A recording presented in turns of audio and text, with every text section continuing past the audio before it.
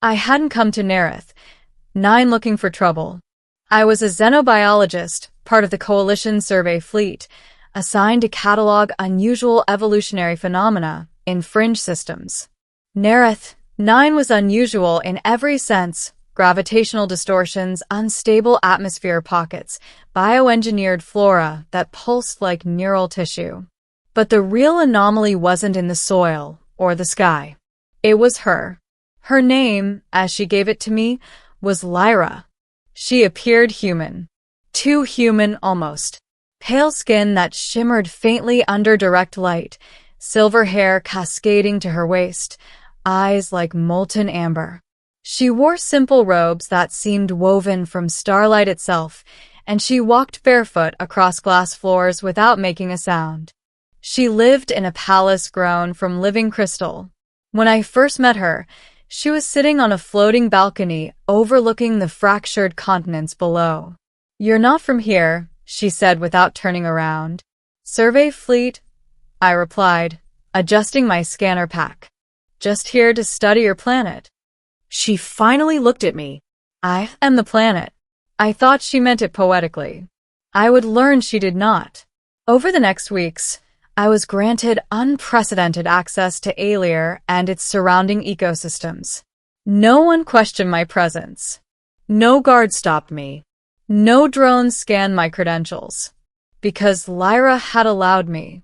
She was revered by her people. Though people might not be accurate. The inhabitants of Nerith 9 were tall, luminous beings whose forms fluctuated slightly at the edges, as if reality itself had trouble keeping them contained. They called her the anchor. Without her, they said, the planet would tear itself apart. I assumed it was myth. I've always preferred data over faith. Lyra followed me often during my surveys. She asked about Earth, about oceans, forests, storms. She listened to recordings of rain like it was sacred music. "You're fascinated by something so common," I told her once. "Nothing that lives and dies is common," she replied. She was curious about humanity, about our fear of the unknown. "Fear keeps you alive," I said. "It also keeps you small," she answered. I didn't realize then how deeply that statement applied to me. The warning. The gravitational anchors began to destabilize 3 weeks into my assignment. It started subtly. My instruments registered fluctuations in local space-time curvature. Then the floating continents began to drift slightly off alignment. Entire cities shifted a few meters overnight. Panic rippled through Alir. Lyra, however, remained calm. "I will fix it," she said. "How?" I asked. She hesitated. "There are parts of me you have not seen." I smirked. "Hidden superpowers?" She looked at me, not annoyed, not amused. Just serious. "You should fear my true form." I shrugged. "If you were dangerous, I'd already be dead.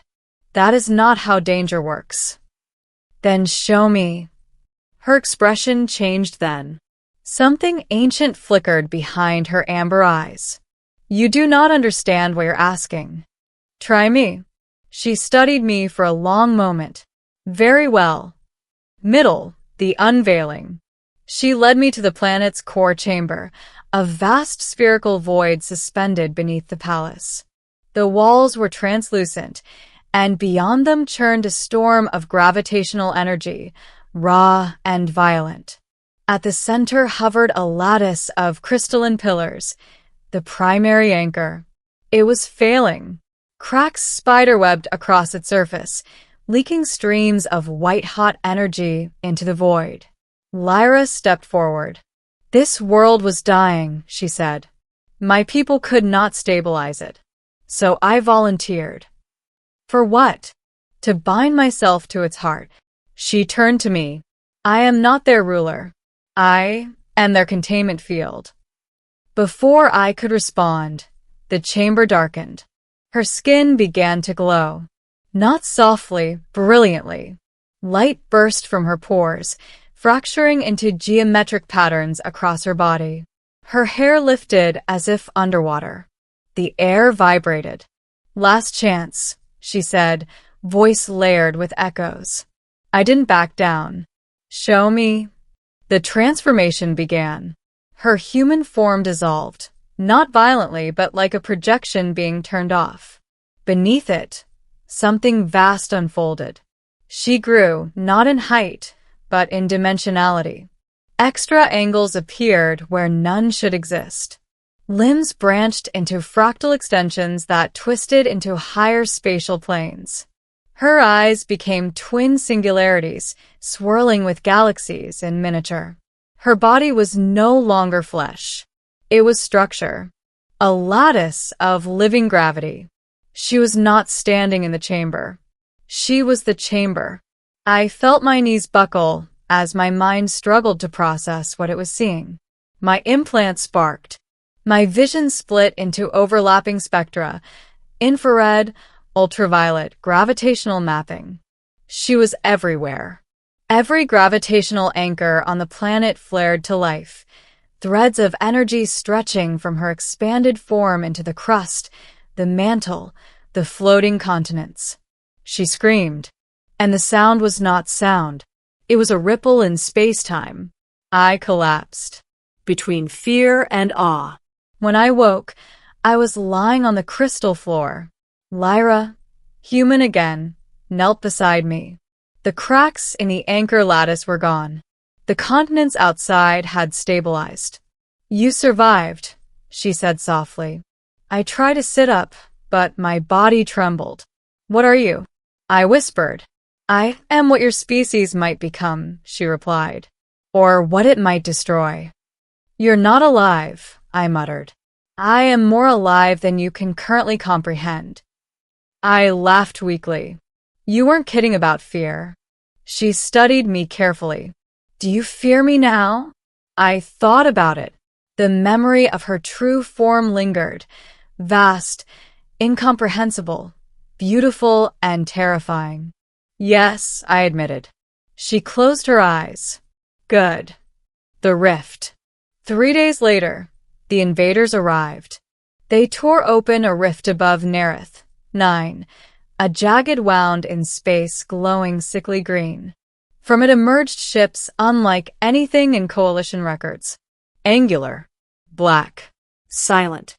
My fleet's long-range scanners barely had time to transmit a distress call before they were vaporized. The first city fell in minutes.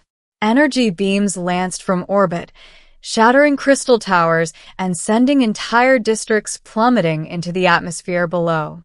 "These are not explorers," I said. "They are hunters," Lyra replied. The invaders targeted the gravitational anchors directly. They knew. "They want you," I realized. "Yes." "Why?" "Because I am rare."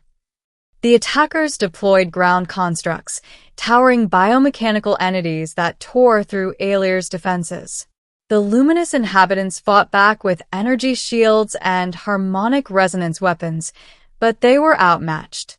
Lyra stood at the palace balcony, watching. "You're not transforming," I said. "If I do," she answered, "I will expose the planet's core. They will map me, track me, and more will come." "So what?" "You beat them. For now." I grabbed her shoulders. "People are dying." Her amber eyes flared. "And if I reveal myself fully, billions elsewhere may die later." I faltered. She wasn't just protecting this planet. She was hiding from something larger. The choice. The invaders breached the outer palace defenses within hours. Explosions rocked the structure.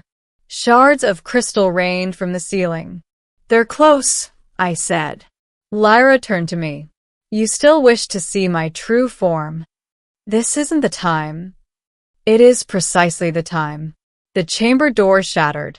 The first construct stepped through, a towering mass of black alloy and pulsing green veins. Its central core locked onto Lyra. "Target acquired," it intoned. Lyra inhaled. "I did not show you everything before." The temperature dropped. Reality bent. Run, she told me. I'm not leaving. She smiled faintly. Then watch. The true form. This time, the transformation was not restrained. Her human shape detonated into pure radiance. But instead of unfolding within the chamber, she expanded beyond it. The palace dissolved into particles as her form surged outward. I was lifted into the air, suspended within a cocoon of gravitational force. Through distorted vision, I saw her real body. It eclipsed the planet. An enormous, multidimensional entity coiled around Nereth, 9 like a protective serpent of light and singularities. Rings of energy spun around her core, bending incoming weapon fire into harmless arcs. The invader fleet opened fire. Their beams struck her outer layers and vanished, swallowed into warped space-time. She moved, not through space, but by rewriting it. Entire enemy ships folded inward, crushed by localized gravity wells. Others were flung into the rift they had emerged from. The constructs on the surface disintegrated as the ground beneath them inverted. Her voice echoed across the planet. You came hunting. The rift trembled. You found something else. With a gesture that rippled through dimensions, she sealed the tear in space. Not by patching it, but by erasing the coordinates it had ever existed in. The remaining invader vessels fled. She did not pursue. Slowly, carefully she contracted. The sky cleared. The stars returned. And Lyra stood once more before me, barefoot on shattered crystal. Ending, fear redefined. The city was in ruins. Thousands were dead, but the planet remained intact. You could have chased them, I said quietly. Yes. Why didn't you? Because fear is contagious, she replied. If I become the monster they believe me to be, I will justify their war. I stared at her. You're powerful enough to dominate half the galaxy. And yet, she said softly, I choose restraint. The coalition finally responded days later, a full fleet emerging from warp, bristling with weapons. They saw the aftermath. They saw Lyra. Their admiral demanded explanations. I stepped forward.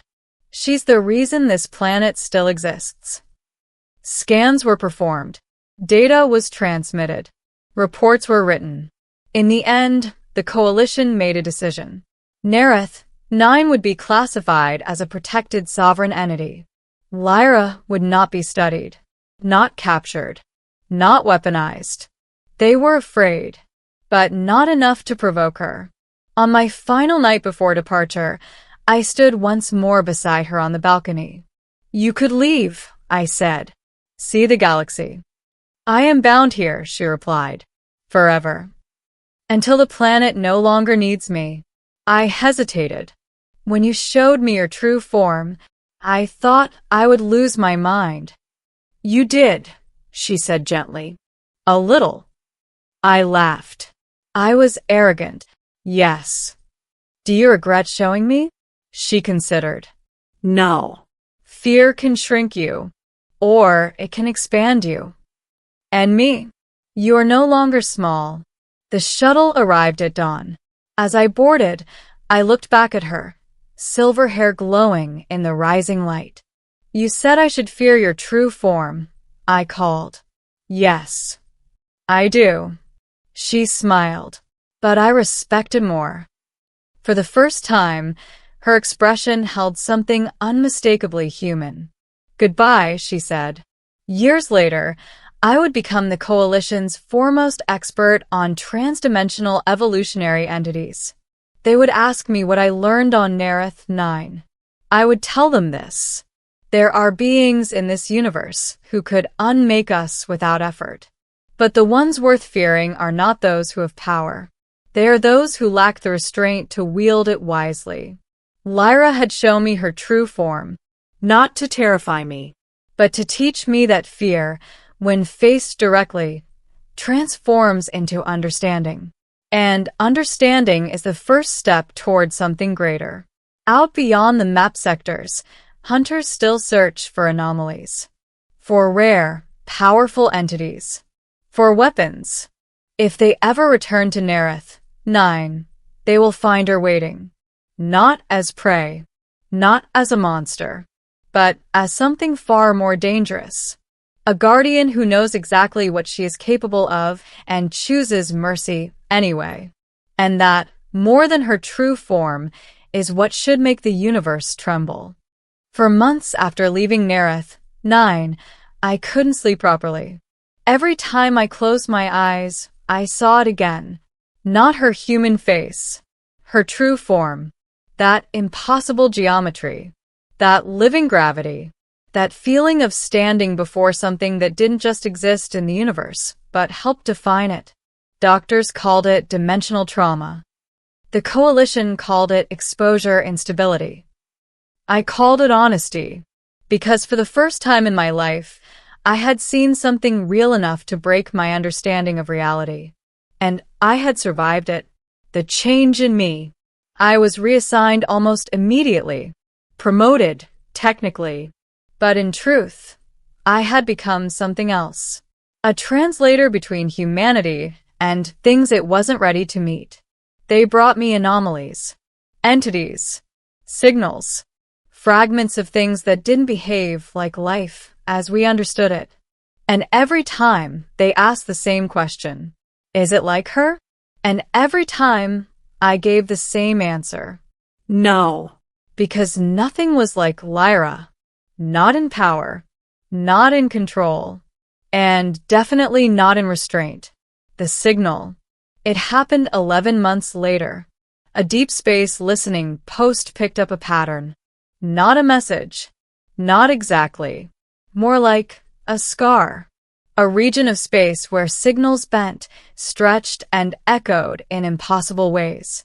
And at the center of it, a signature I recognized instantly. My heart stopped when I saw it. Confirm origin, I told the technician. He hesitated, then swallowed. Nereth 9. Return to the impossible. I wasn't given a choice. Within hours, I was on a military escort vessel heading back. This time, the fleet was larger, heavier, prepared. That alone told me everything I needed to know. They weren't going to observe. They were ready to act. As we dropped out of warp, I felt it immediately. Not with instruments. With something deeper. Space itself felt tense. Like a stretched wire about to snap. Nereth 9 was still there. But the calm, luminous beauty I remembered was gone. The sky churned with dark energy currents. The floating continents drifted unevenly again. And surrounding the planet, a ring of fractures. Tiny tears in reality. Like something was trying to claw its way in. The truth she hid. They found her, the Admiral said. No, I replied quietly. They followed her. He looked at me sharply. What does that mean? I didn't answer right away. Because deep down, I already knew. Lyra hadn't just been hiding from hunters. She had been hiding from something far worse. Something that didn't hunt individuals. Something that hunted her kind. The collapse begins. We didn't land. We didn't have time. The first fracture widened as we watched. And from it, something emerged. Not ships. Not creatures. Not anything that could be described in normal terms. It was absence. A moving void. A distortion that consumed light, energy, and even the concept of shape. The fleet opened fire. It did nothing. Weapons didn't hit it. They stopped existing near it. Admiral, I said, my voice tight, you can't fight this. Then what the hell do we do? I stared at the planet, attract her attention, calling the Guardian. We broadcast a planetary-wide signal. Not words. A frequency. The same harmonic resonance Lyra had once shown me while stabilizing the anchors. For a moment, nothing happened. Then the planet responded. The fractures paused. The atmosphere shimmered. And from the surface, a single point of light rose into orbit. She appeared before the fleet. Human. Calm. But her eyes were different. There was no warmth in them now. Only focus. You came back, she said. They followed you, I replied. Yes. You knew this would happen. I hoped it would not happen so soon. The final warning. The void expanded. More fractures opened. More of that impossible absence began to seep into reality. The fleet panicked. Ships repositioned. Weapons charged.